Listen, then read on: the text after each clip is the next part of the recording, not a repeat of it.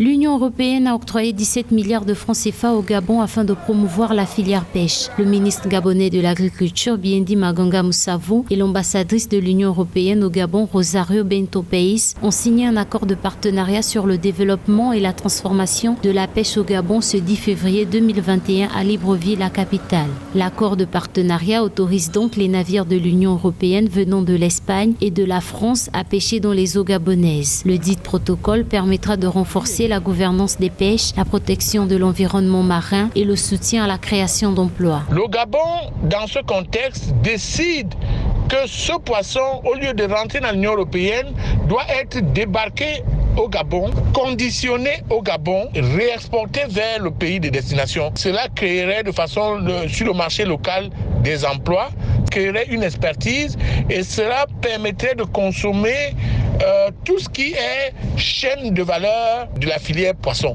et de tous les produits de mer. Contrairement à ce qui se faisait avant, le Gabon veut désormais que tous les bateaux qui viennent pêcher sur ces eaux acceptent de débarquer à Libreville et investissent dans la filière. Ce partenariat permettra de préserver et de mieux gérer les ressources halieutiques du Gabon. Le pays projette également de développer la transformation locale des produits tels que le thon et renforcer les activités de pêche. Ce n'est pas une mauvaise idée, c'est une bonne idée. Si longtemps qu'il faut avoir les moyens de contrôler ces activités des sociétés de pêche européennes.